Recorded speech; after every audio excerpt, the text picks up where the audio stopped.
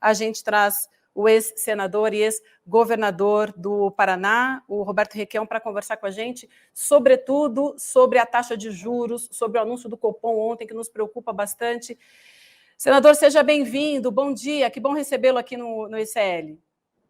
Bom dia. Eu não vi o anúncio do Copom de ontem ainda. Como é que foi? Ah. Que surpresa, senador. Na praia do interior de Santa Catarina. Surpreendentemente, né? Para surpresa de 0 pessoa, senador, os juros são aqueles que estão matando o país, né? Mantiveram os juros? Ah, sim, claro. Mantiveram os juros. E a pergunta que não pode ser calada.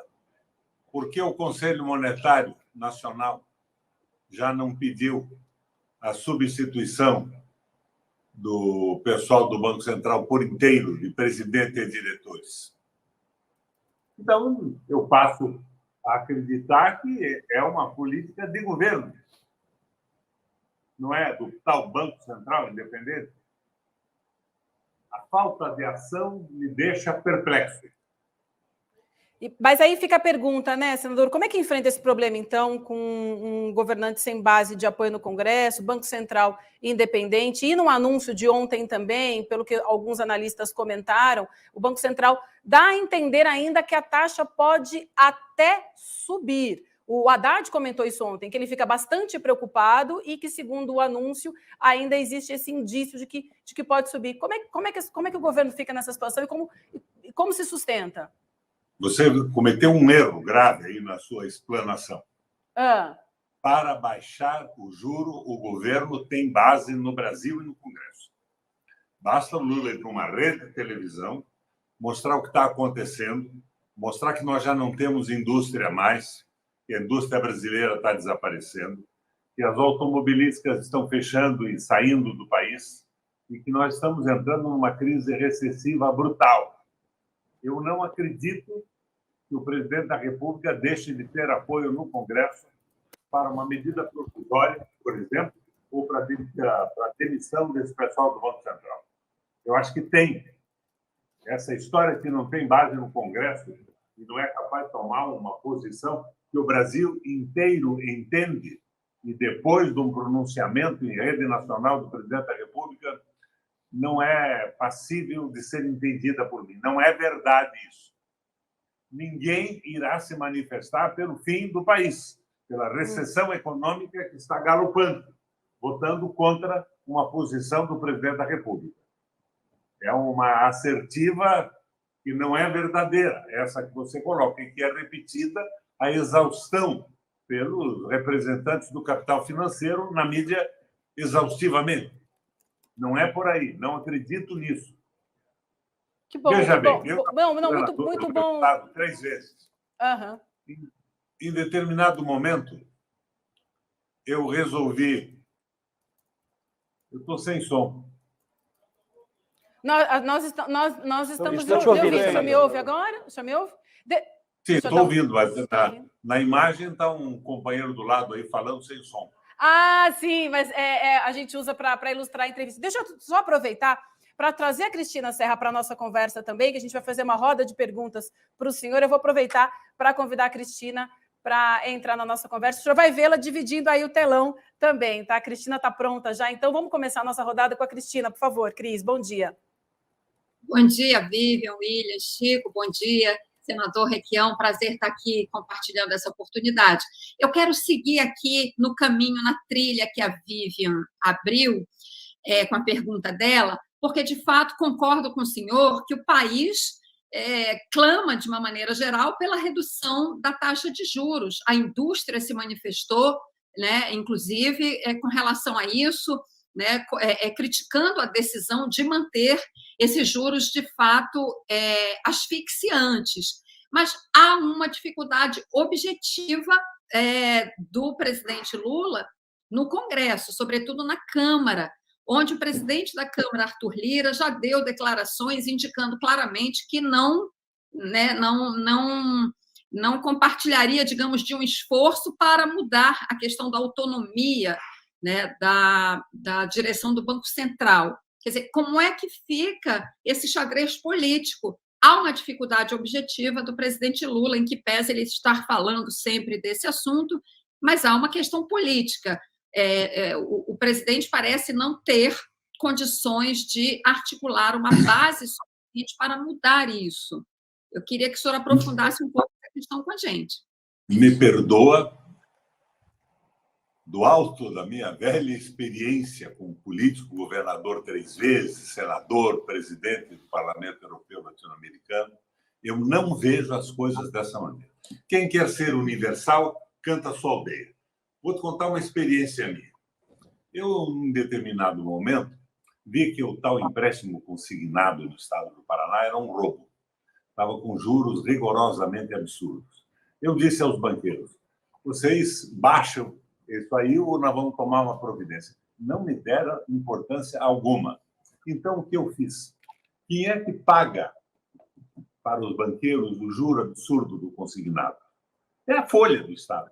Você desconta do salário dos funcionários, dos aposentados e dos ativos, no caso do Estado do Paraná, e você paga aos banqueiros. Eu disse o seguinte, daqui para frente eu vou baixar isso aí a um limite razoável. Não me recordo mais exatamente como foi, mas derrubei para valer e disse, ou vocês aceitam isso ou vocês não têm empréstimo consignado mais. Porque a proposta, por exemplo, do Lupe é uma proposta além de razoável. Dá para os banqueiros um lucro incrível. Não, nós não aceitamos. E entra o Banco do Brasil e a Caixa Econômica junto. O que o Lula fez que não demitiu essa gente toda? Então, o que há por trás disso? É o Lira ou é o próprio governo internamente que está segurando? E eu baixei o juro. E todo mundo entrou no consignado num preço razoável, senão eles não iam ter a oportunidade de ganhar dinheiro com empréstimo consignado. Razoavelmente, porque eu baixei, mas tinham a possibilidade de entrar naquele processo. É a mesma coisa hoje com o Banco Central. O Lula, colocando com clareza a sua posição, e ele tem colocado, o discurso dele está porreta, tá? Mas a prática do governo não é compatível com o discurso. Ele vai ter o Congresso votando com ele. Eu sou gramsciano nessa coisa. Não existe o canalha absoluto. Canalha absoluto é uma figura de literatura. O Congresso Nacional não votará a favor da quebra do país, do fim definitivo da nossa indústria.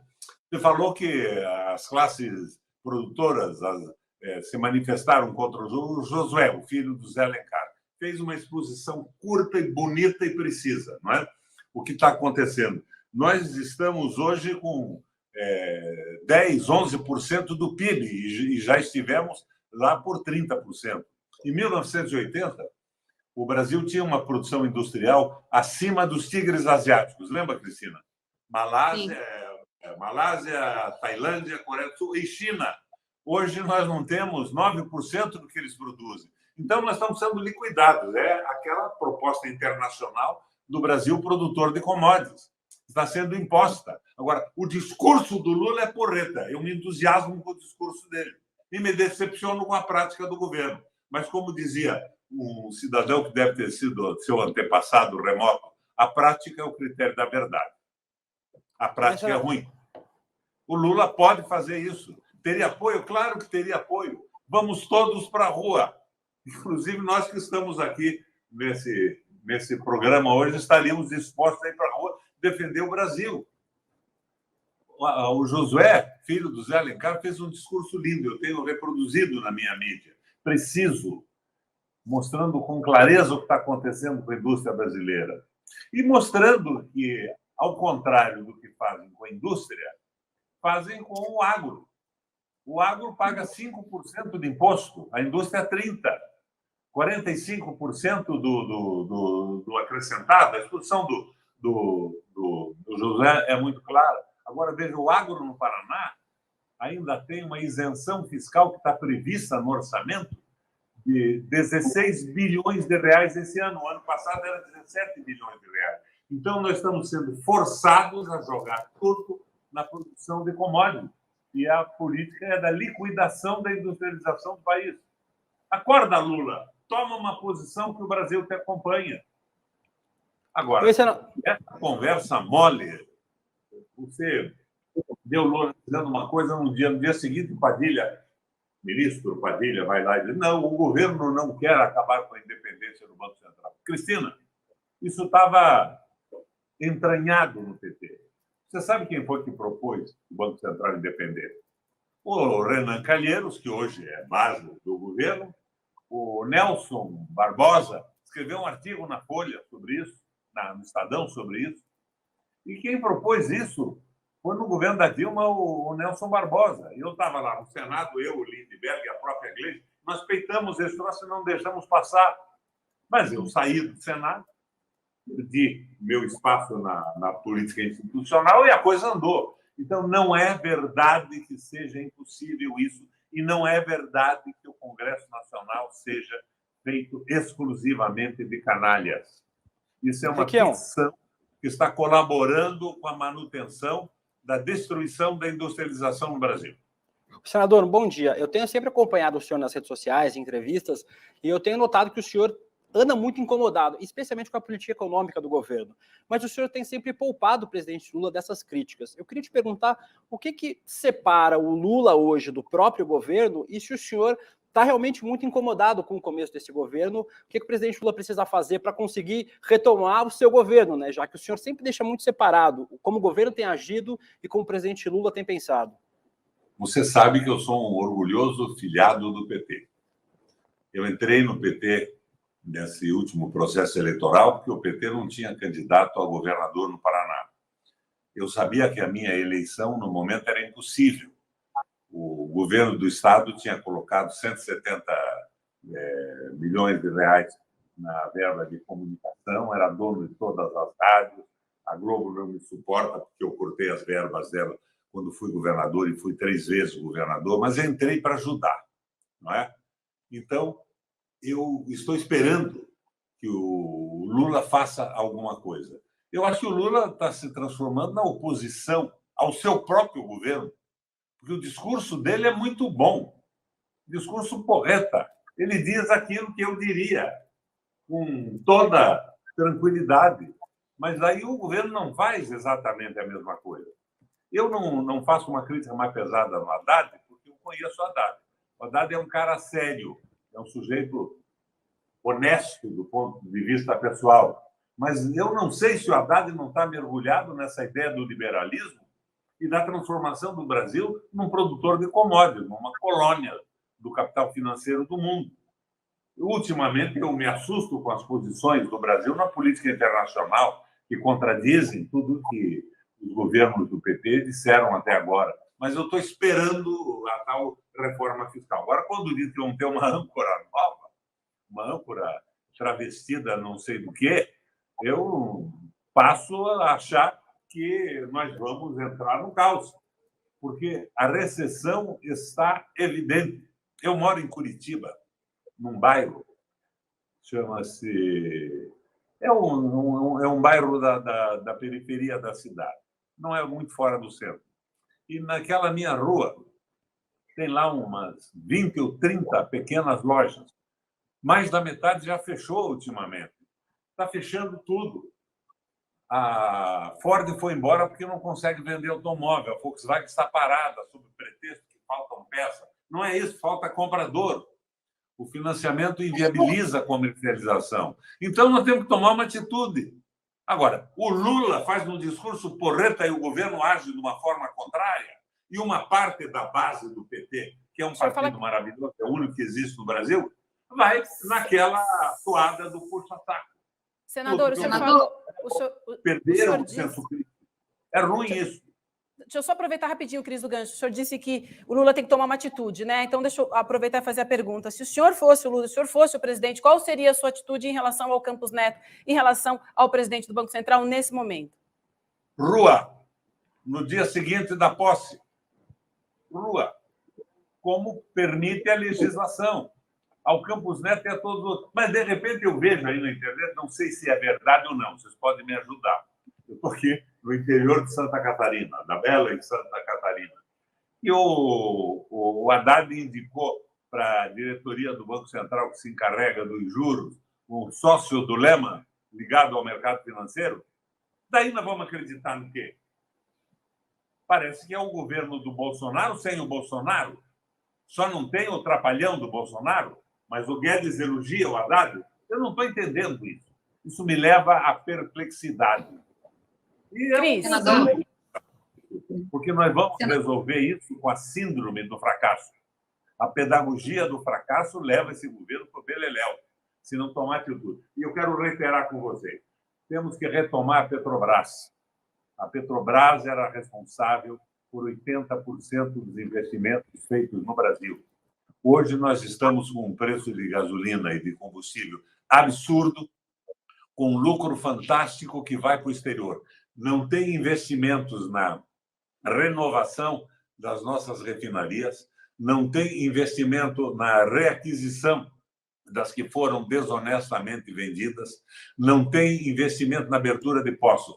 Parece que a gente está pensando o seguinte, o discurso do Prats é o seguinte, vamos nos dedicar às energias alternativas. Era como se dissessem a vocês e a mim, em determinado momento, o seguinte, vamos parar com a pesquisa no agro, vamos agora nos dedicar à hipofonia. Não tem cabimento. Não tem nenhum cabimento. Vamos desistir do globo terrestre e da sua preservação. Vamos pesquisar a possibilidade de transferir a humanidade para a Lua. Eles estão forçando a desnacionalização. Quando a Petrobras vai investir em tecnologias alternativas, eu entendo que o raio do Prats está dizendo o seguinte, nós não vamos mais refinar, nós não vamos mais perfurar, nós vamos entregar tudo. E é isso que está acontecendo. E daí, para o meu escândalo, eu vejo a FUP, que apoiou a posse do Prats desesperadamente, quando todo mundo sabia qual era a visão dele. Olha, eu não estou chamando o Prats de bandido nem nada. A visão dele não é a visão necessária para o desenvolvimento do Brasil agora. Por que esse cara é presidente da Petrobras? O Lula fica dizendo, vou abrasileirar o preço, mas bota o Prats, internacionaliza a direção. O que é isso? Senador Requião, Cristina, de novo falando, deixa eu aproveitar aqui uma coisa que o senhor mencionou. Eu quero dizer antes o seguinte, que eu compartilho exatamente dessas suas preocupações com essa situação de asfixia, né, desse enfraquecimento do nosso parque industrial, a questão da Petrobras, enfim, compartilho... Petrobras, Eletrobras, Banco Central e as leis trabalhistas. Isso, exato. E quero dizer mais, pela entrevista que o senhor está dando aqui, a sua voz faz muita falta no Senado, muita falta no cenário nacional. Por isso é muito importante tê-lo aqui nessa entrevista. E eu quero aprofundar, pegando o gancho de uma coisa que o senhor mencionou. O senhor falou da âncora fiscal. E eu quero muito a sua análise no seguinte sentido. Me parece, às vezes eu tenho a percepção que é o seguinte, há uma pressão muito grande, né, óbvio, para que o ministro Fernando Haddad apresente a âncora fiscal. Isso está sendo objeto de intenso debate interno no governo. E o que me parece?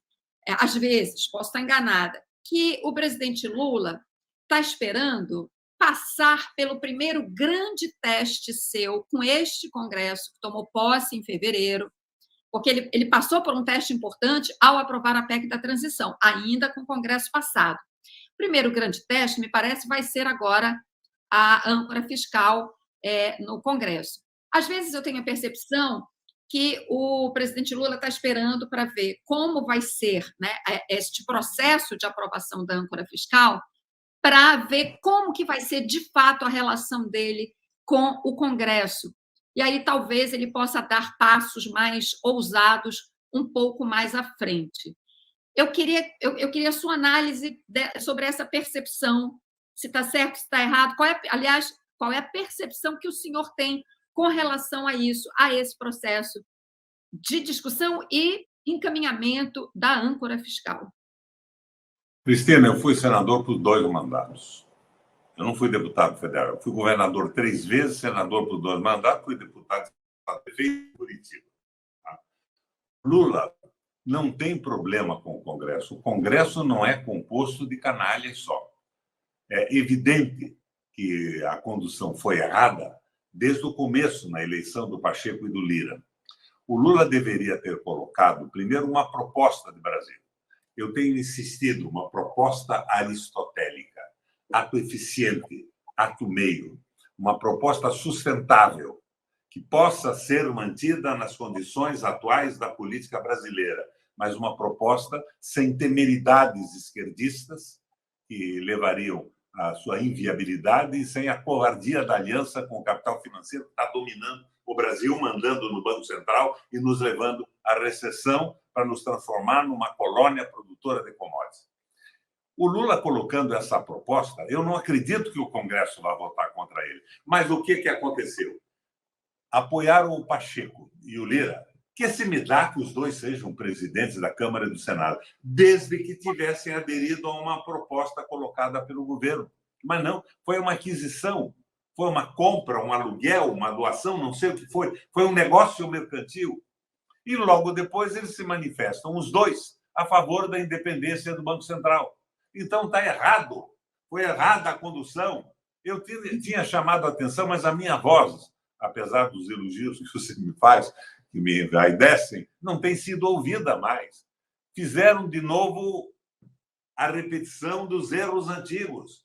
Então nós estamos indo para a síndrome do fracasso, nós vamos fracassar nisso. Se o Lula se colocar, o Congresso, na sua maioria, estará com ele. Agora, na história da aquisição de votações, como foi a eleição do Senado e da Câmara, e agora da tal âncora e tudo isso, se transforma num negócio. E daí, mesmo os partidários do nosso governo vão querer dinheiro também, vão querer vantagem, emendas e tudo mais, porque senão eles perdem o espaço para a sua própria reeleição. Se transforma no mercado persa. É um erro, estão repetindo de novo isso. Como é que é possível que se repita? Por isso eu fico horrorizado. O Lula vai e diz, precisamos reduzir essa tarifa escorchante de juros no Brasil. Daí o Padilha vai, não, nós não queremos de forma alguma alterar a independência do Banco Central. Não existe isso no mundo. Por que o Haddad não dá uma olhada no que os Estados Unidos está fazendo? É o orçamento funcional, emitindo dinheiro para recuperar o atraso tecnológico, o nível de empregos no país. É o que faz a China, os Estados Unidos, e dezenas de outros países estão dando certo no mundo. Por que nós temos que entrar nesse processo de escravização com esta conversa mole de que o capital vai comprar o Congresso Nacional? Compra o Congresso Nacional se o presidente não tiver proposta. Se continuar essa coisa vazia. O discurso do Lula é entusiasmante, a prática do governo é terrível. Deixa eu trazer um outro... que causa decepção. Mais do que indignação, é decepção com tudo isso.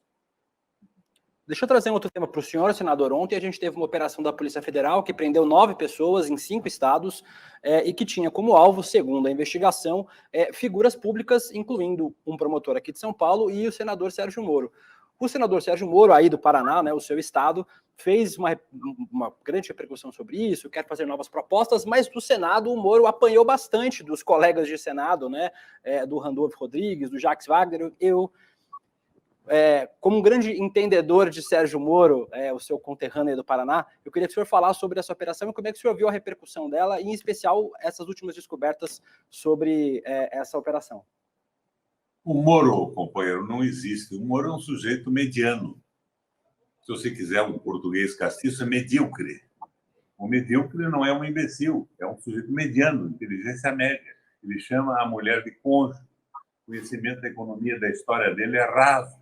Ele entusiasmou todo mundo no começo da Lava Jato. Parecia que nós íamos combater aquela corrupção endêmica no Brasil. Eu mesmo me entusiasmei. Pasmem os senhores, quem é que levou o Moro para o Senado falar nas comissões? Fui eu. Eu, a Vanessa, o Lindbergh, a iniciativa de levar o Moro para lá foi minha. Mas depois eu vi que ele estava fazendo o jogo do interesse do mercado americano, do capital financeiro. O Moro é uma figura menor, é um juiz menor. Eu não sei como é que ele passou no concurso do judiciário. Agora, continua tendo um destaque enorme nesse processo. O que aconteceu? Ele tomou uma medida radical, transferindo alguns membros do PCC de penitenciária, e eles ficaram pé da vida com ele. É claro que o governo tinha que evitar que o crime contra o Moro e algumas outras autoridades acontecesse. Parabéns ao Dino, parabéns ao Lula É essa a visão republicana. Mas eu estou que semidar o que o Moro está dizendo, está falando, é uma figura extremamente pequena do ponto de vista intelectual, da economia, da sociologia, da organização pública. Não me incomoda o Moro. O Moro e o Deltan Dallagnol. O Deltan, no começo, era estagiário do meu secretário de segurança, do De Lázari, no Paraná. Mas é o cara que comprou casa do Minha Casa Minha Vida para ganhar dinheiro em Ponta Grossa. São figuras menores, são ridiculamente pequenas e conseguem ficar aparecendo aí com apoio da mídia. O que o Moro tem a dizer ao Brasil? Nada. Ele fez uma bagunça com o direito todo. Agora, se veja o desespero com que o Moro e o Dallagnol defenderam agora o Youssef da prisão decretada pelo novo juiz da Lava Jato. Não pode falar, o Youssef vai contar que negócio eles fizeram. E o outro cara, o Tacla, que está lá na Espanha, por que não vem logo prestar um depoimento aqui e acaba logo com essa conversa mole? O Moro perdeu a oportunidade que teve na vida de ser um juiz exemplar. Se transformou num agente do interesse do capital financeiro. Isso, para mim, é evidente. Senador? Pelas suas atitudes, pelo seu comportamento. Vamos esquecer o Moro. Senador? No Senado, ele desaparece, ele não consegue aparecer, embora o Senado não seja o pináculo da realeza, da inteligência brasileira, o Moro desaparece, ele é menor que quase todos os outros, do ponto de vista intelectual. Senador Requião, deixa eu aproveitar rapidamente aqui, eu queria uma apreciação sua sobre o Bolsonaro, digamos assim, o futuro, entre aspas, aí, do bolsonarismo, que eu espero que seja medíocre, tanto quanto o Moro, como o senhor acabou de falar, mas o fato é que o Bolsonaro consegue articular todas essas forças de extrema-direita em torno dele. E o que a gente vê hoje?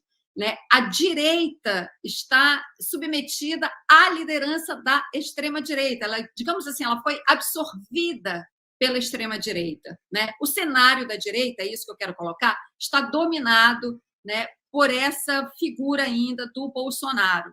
E me parece, eu queria muito ouvi-lo sobre isso, né, que a gente precisaria, para voltar a um cenário de normalidade política, né, a gente deveria voltar, né, àquele embate anterior que havia, digamos assim, até tão civilizado, né, entre esquerda e direita ali transitando em torno do centro. Porque é muito ruim ter na liderança da direita uma figura terrível como o Bolsonaro. Como é que o senhor vê, então, né, essa articulação da extrema-direita, se isso tem fôlego, né, e o impacto, as consequências disso para a política brasileira, o ecossistema, né, político brasileiro? O Bolsonaro é uma figura menor também. Eu sou oficial do Exército, da Reserva Não Remunerada, via CPOR. Conheço bem a história do Bolsonaro. Eu sou da cavalaria. Eu acho que esse meu jeito extraordinariamente sensível e gentil no trato veio do meu período na cavalaria do Exército Brasileiro. Mas o Bolsonaro, para mim, não existe. O Bolsonaro era um instrumento da direita, promovido pelo capital financeiro, pela Rede Globo, por essa mídia toda. Ele simplesmente desapareceu. Agora, aonde eu vejo a direita se reforçar, se alicerçar, é nas propostas do nosso governo, quando dizem: não, nós não queremos acabar com a independência do Banco Central, nós vamos fazer um acordo com os banqueiros. Mas os banqueiros mandam no país, não tem país mais, não tem soberania, não tem povo mais, não tem interesse popular, tem que conversar com o capital financeiro do mundo, com esse projeto amalucado que o Brasil se transforma numa colônia produtora de commodities. Eu me assusto com essa proposta que dizem que o Haddad está lançando. Eu vi o meu amigo Randolph Friedrich dizer que nós não teremos nada diferente de uma âncora. Nem pra... Será que eles não sabem o que é o orçamento funcional que os Estados Unidos pratica, que a China pratica, que o mundo pratica? Será que eles não perceberam que nós temos um país absolutamente incrível em riquezas naturais, em possibilidades, em água. Por que nós temos que nos conformar a ser uma colônia do mundo? Então, na verdade, o bolsonarismo não existe. Existe o liberalismo econômico na mão do ator principal, que era o Guedes, representando os bancos e o capital financeiro. Me disseram, inclusive, que o Guedes voltou para o BTG agora, né? Depois de ter vendido os créditos do Banco do Brasil por quase nada, e ninguém diz nada, tranquilamente. Não se ouve um pio da Globo sobre as suspeitas manobras do Guedes na sua vida pública. Então, eu acho que é por aí o negócio. Está se embutindo no nosso próprio governo. A contraposição a isso é o Lula, que vai ser oposição ao governo dele mesmo. Como é que o Guedes é presidente da Petrobras e a Petrobras não investe mais na renovação das refinarias, na reaquisição das que foram vendidas, na perfuração de novos postos? Não, vamos investir agora